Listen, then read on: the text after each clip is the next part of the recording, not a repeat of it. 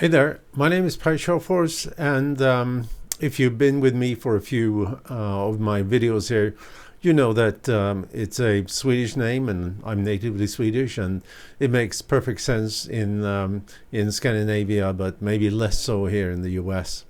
So I'm also known as the Price Whisperer, and obviously you can always search for me with my difficult name or with the Price Whisperer, and you will certainly find me one way or another if you need to contact me, which I hope you will, by the way. Now, today we are going to talk about pricing for SaaS companies.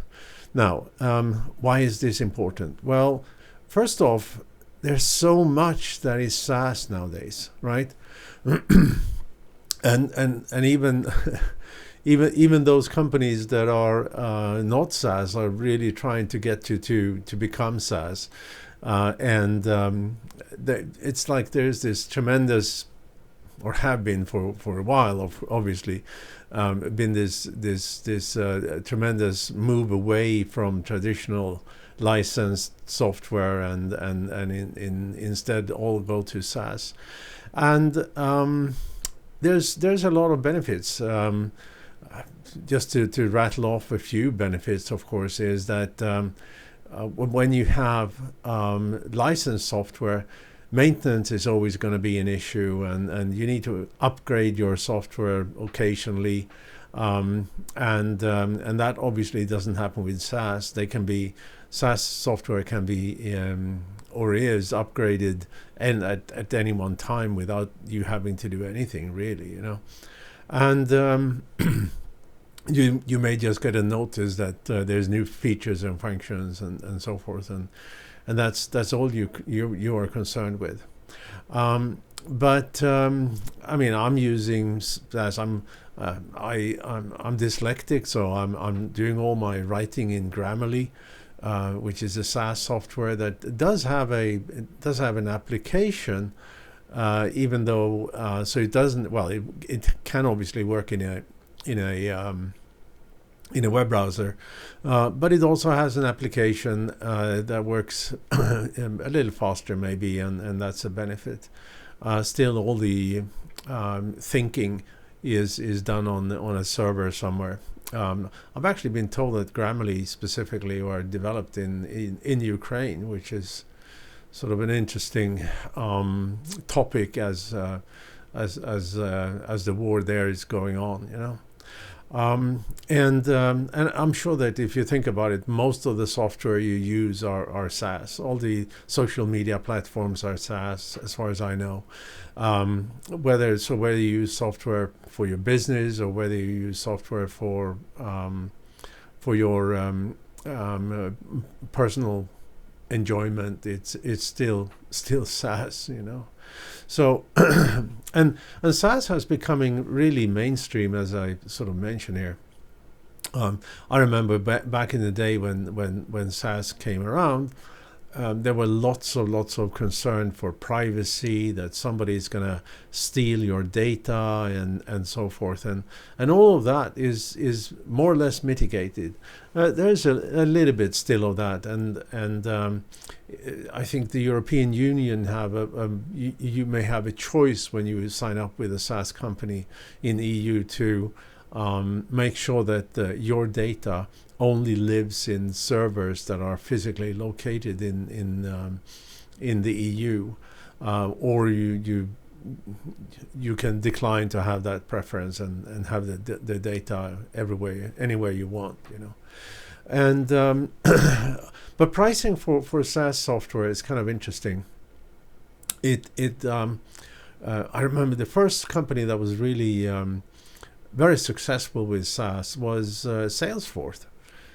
And I remember their initial advertising campaign that said no software, which of course is not exactly true. It's just a different kind of software. But anyway, it was very successful, and obviously Salesforce have become a hugely successful company. So, but when it comes to pricing and SaaS, again, the model is also pretty well understood. It's a monthly fee, and sometimes some companies do yearly fee, but typically it's monthly. Now I have opinions about that.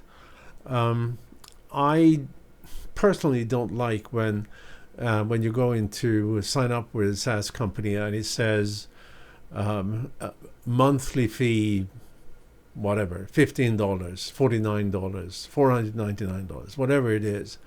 And then in very fine print it says when billed annually, right?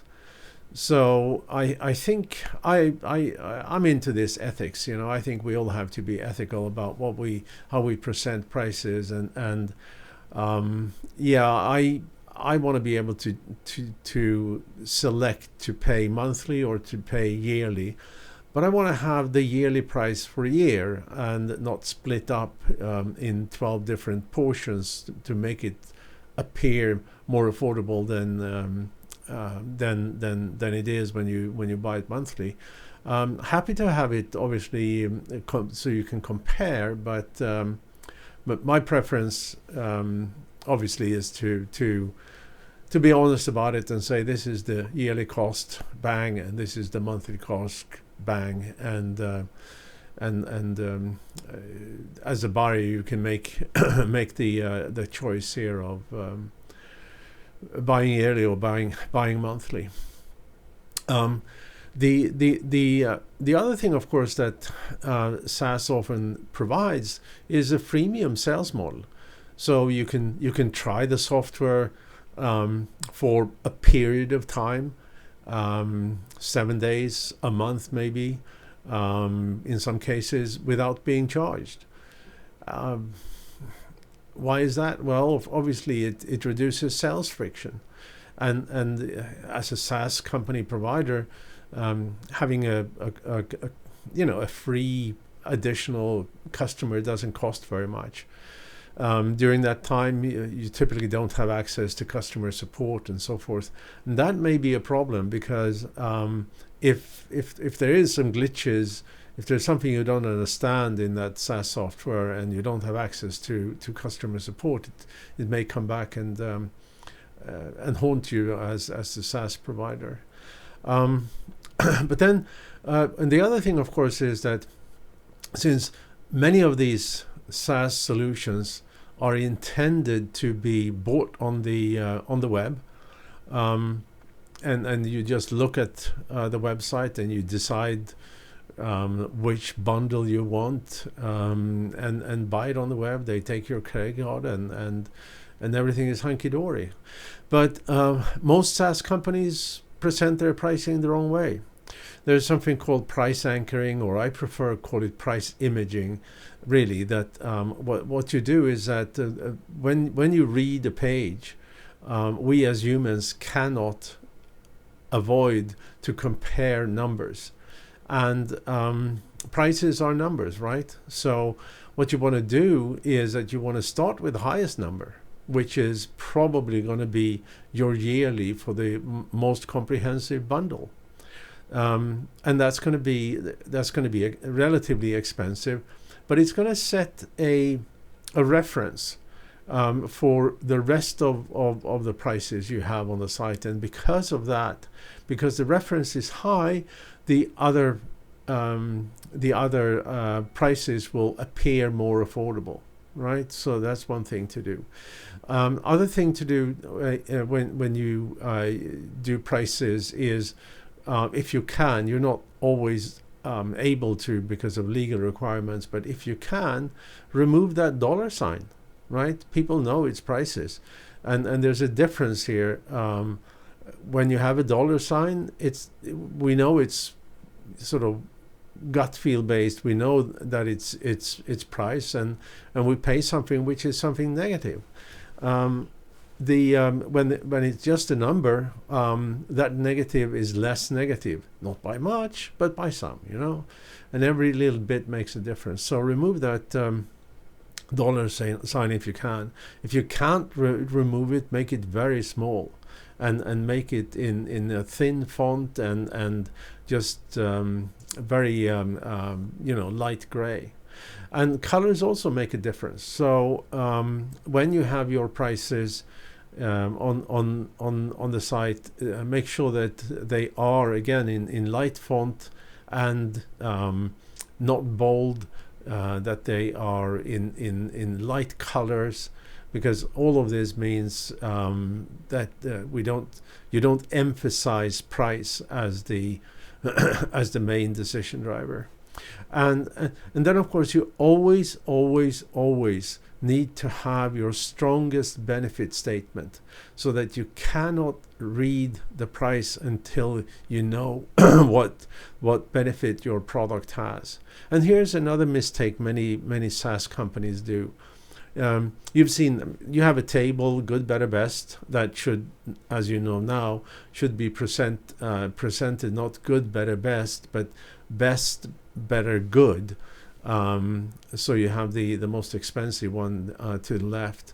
But then also you have these tables and a whole slew of features or functions, with the price on top. Wrong.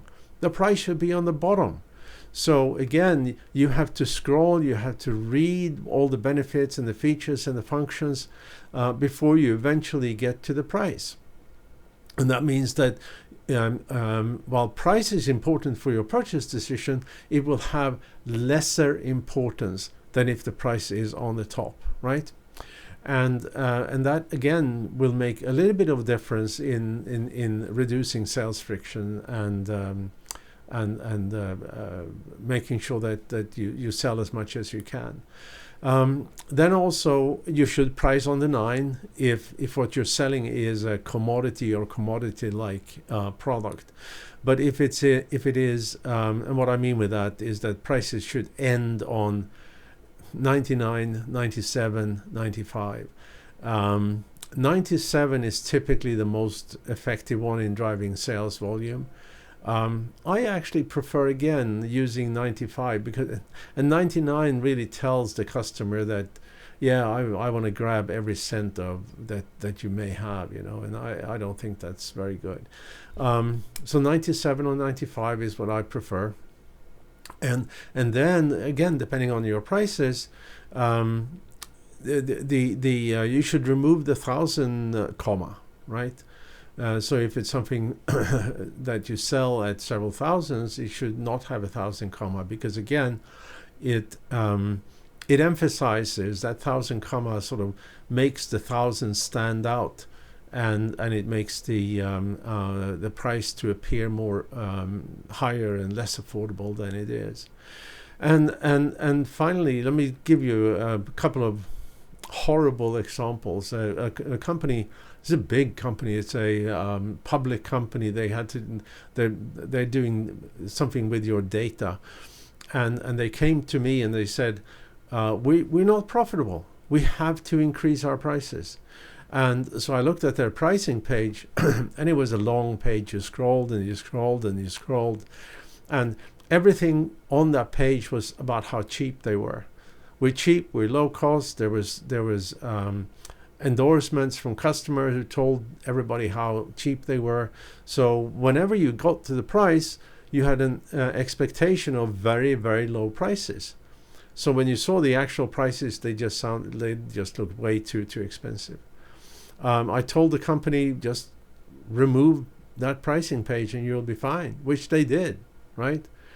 I spoke to them a month or maybe 2 months later, and they said, nobody's complaining about our high prices anymore, and we have increased it. We almost doubled our prices, right?